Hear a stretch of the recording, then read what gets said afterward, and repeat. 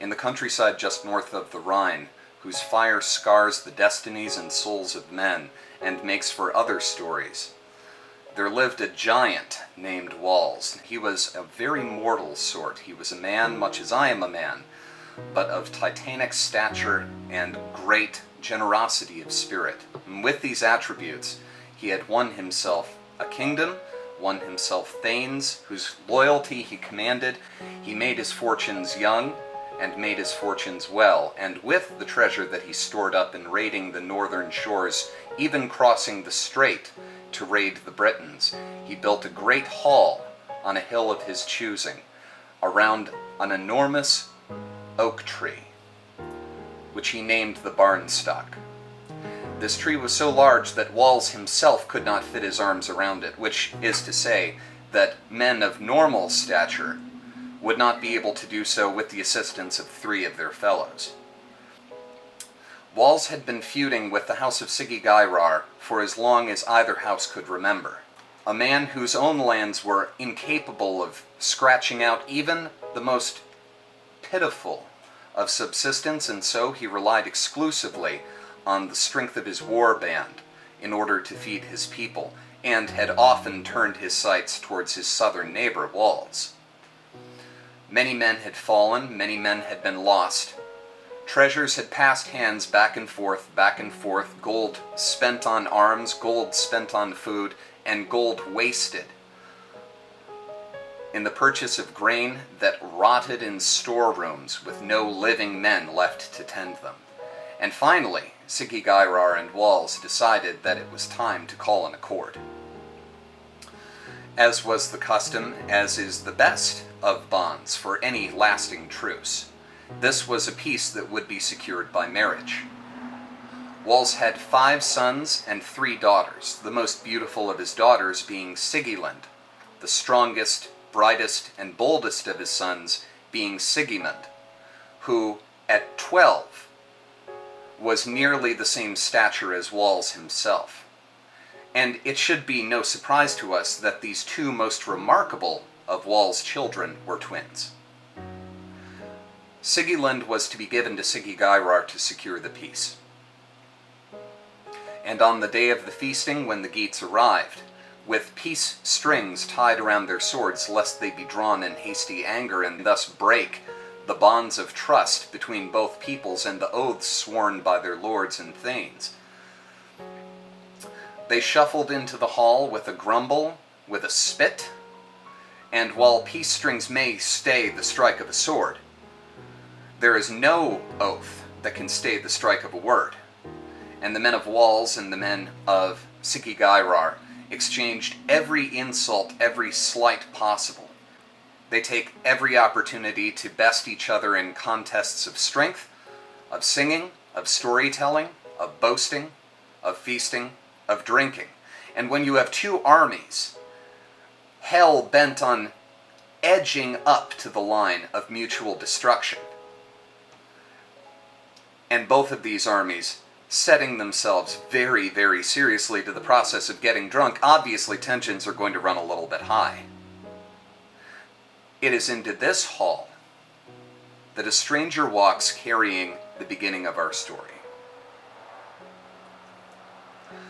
After a long, long day, so long that it was only the strength of Walls himself that had kept the peace, the men are settled down around wooden benches, thumping drinks in time to song, and the doors of the hall blow open, and in walks a stranger wearing a cloak, caked in dirt, dripping with rain, with a strange gait, as if he is limping and leaning on a staff or a stick to bear his weight, although he holds nothing in his hands.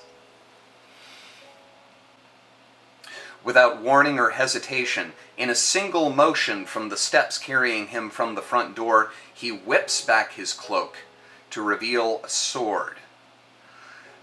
Even from a distance, every man in the hall feels lust strike his heart, because this is a sword like no other, and any fool, any child, who has ever been raised by a man who wields a sword could see that. The blade was of the twisted, serpentine metal pattern common to southern regions. The sort of folded steel that men knew well would take an edge that would never dull, an edge that could cleave through helmet, through shield, through mail, and clean through the flesh behind them, again and again, for a lifetime of wars, for a lifetime of duties, would never break, would never dull. And set in the pommel of this sword an ice stone the size of a man's fist, a treasure in its own right. This was a sword that could be sold to win a kingdom, but in the hands of a capable warrior would win several kingdoms over. The stranger takes the sword from his belt and, without a word, drives it into the heart of the tree. The stranger throws back his hood to reveal a craggy, ancient, weather-torn face. Nothing but darkness from his left eye socket, and his right gleaming with a twinkle of fire, a little mad, a little hateful, but very intent, very purposeful. As he says, the man who draws the sword from that tree will wield it and wield it to great fortune, but he will not be thankful for the fate that sword brings him. He wheels on his heel, and before any man can stop him, although every man there is a little hesitant to do so, walks out of the hall, out into the storm, takes a few steps, and he is gone. And all the men of Sigi-Gairar make the sign of Thonar with their thumb and finger, because they know who visited them. The men of Walls make no sign, because Woden has no sign. The House of Walls has long been bound to the will of Woden. Indeed, it is said that Walls himself owes his ancestry to a dalliance between the gallows god and a noble woman, although none of his ancestors would dare admit to having been cuckolded by the Aesir.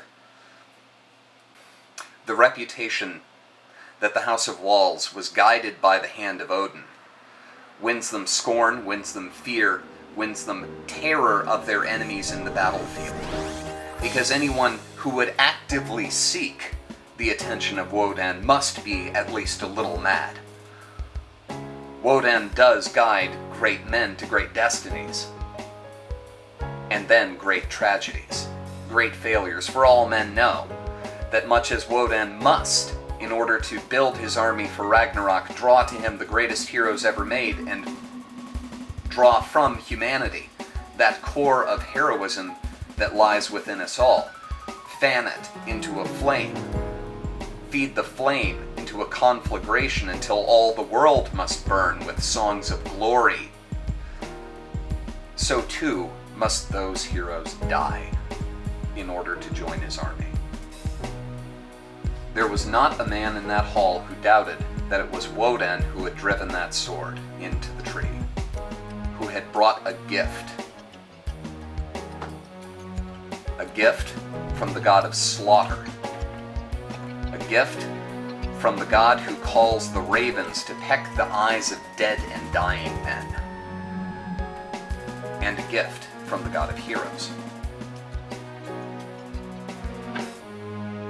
But the sword is so beautiful.